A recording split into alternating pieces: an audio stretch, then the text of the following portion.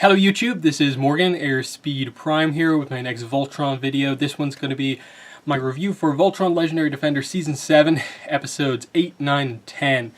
Once again, this is me as I'm going through my initial watch of Season 7. So I don't know what happens in the last 3 episodes.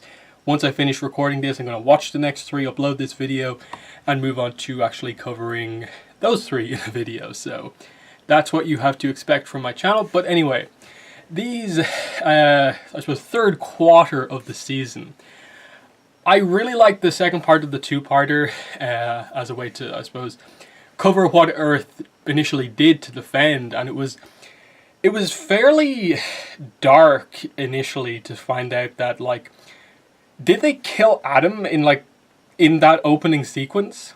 I think it is the character, but they never mentioned him by name.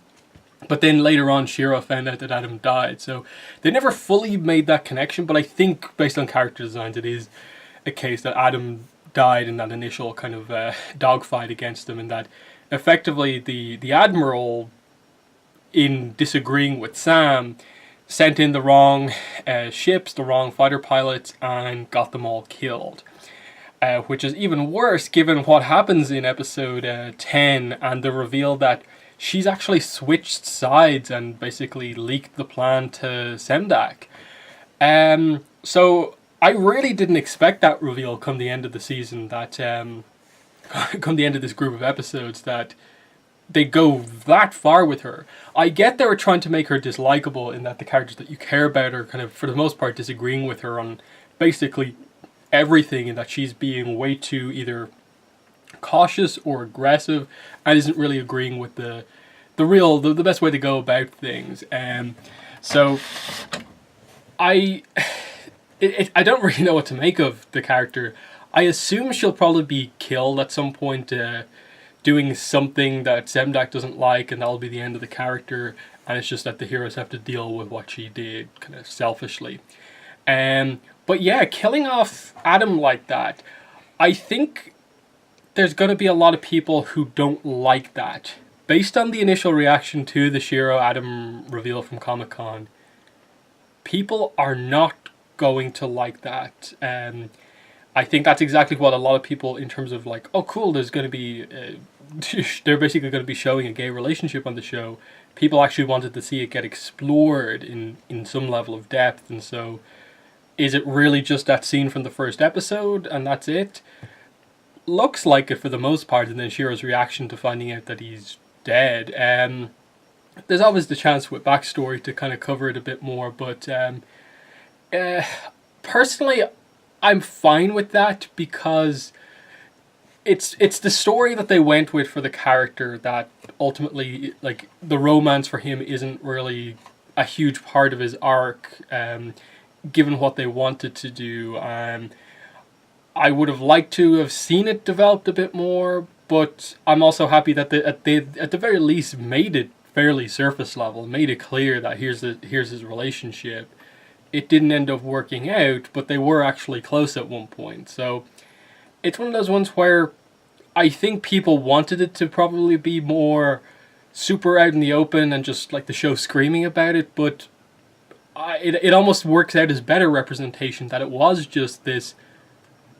It was just a thing where, like, oh, Shiro is gay, I didn't know that, rather than like the show just screaming it at you the whole time and it making a huge deal out of it. It's just like, no, the show being really kind of relaxed about it, that like, yeah, this is it. We never said either way, but here it is now.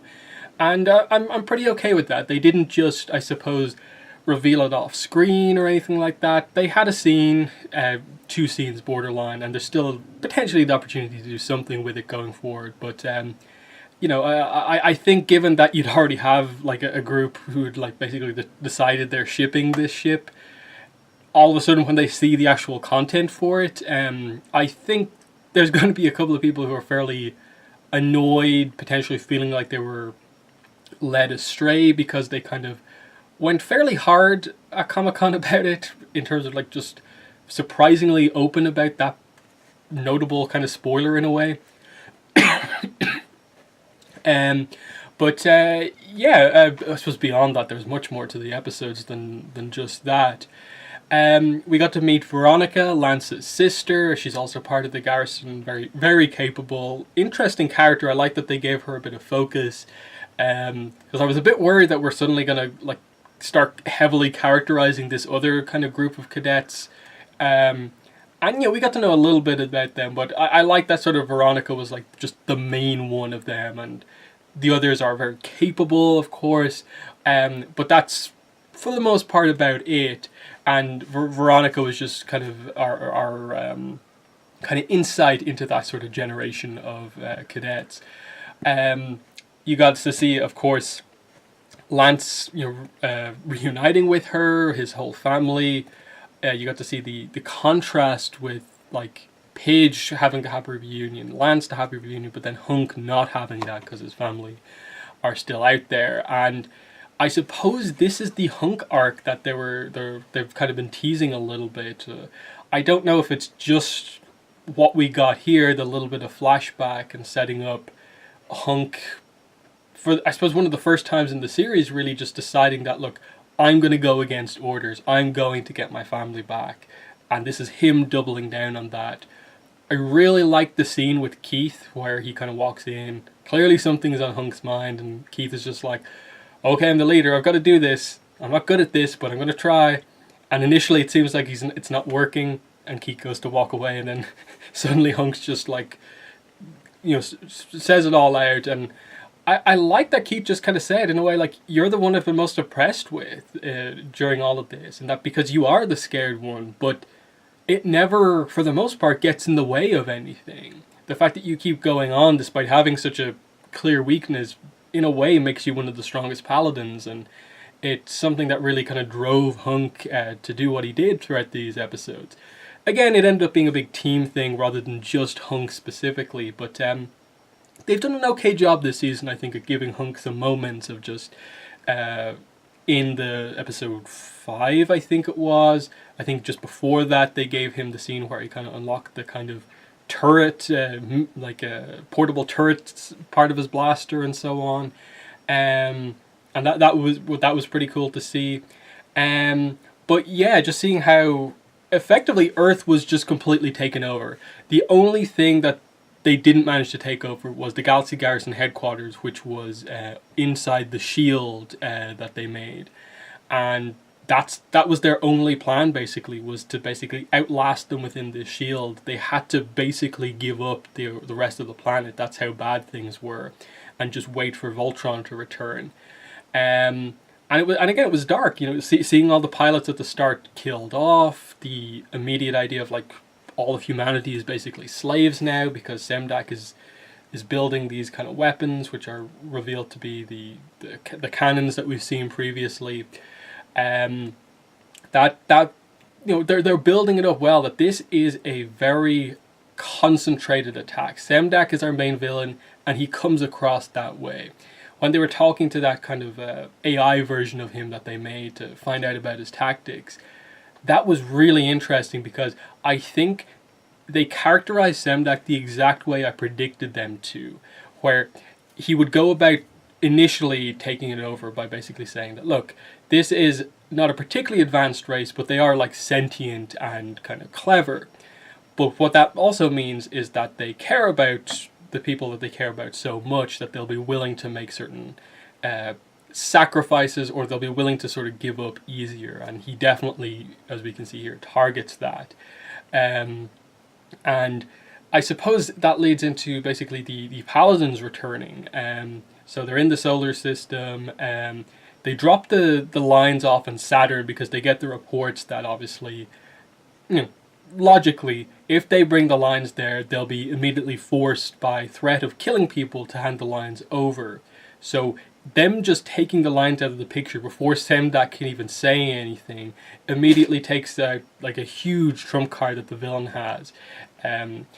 But it means that they are on the ground there when they get in, and of course they're incorporated back in. We see all the reunion little moments, and immediately we have to deal with this sort of back and forth about how to go about things. This is where the Hunk wanting to get his family back comes up. We get introduced to the Atlas, the new big ship that they're building, and the lack of a power source. Shiro gets a new arm. That was pretty cool. Sort of questioned the decision to make it the sort of like there's nothing there, but it's just like a forearm and a magnetic field or something like that. It's fine. The only thing was just the lack of explanation on like what Allura did. Like I sort of get it in that like she, in her like tiara thing, was obviously some sort of a Altean power crystal, and that worked as opposed to like the human best power source that they could potentially make.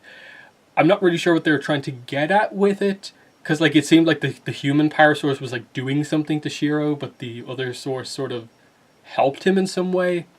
I really wasn't sure what to make of that, because the show just didn't do anything. And it's just like, oh, you took this like thing out of this, like, you know, it's been part of your character design for like the entire series, and you've used it without even saying necessarily what you've done.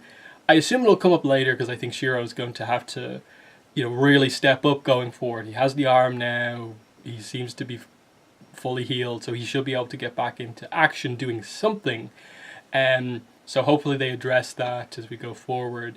And then yeah, they just come up with the plan to sort of get everyone out, and that is they have to destroy the weapons that Zemdak is producing, and they have to do it as quickly as possible. They have to strike all of them at the same time.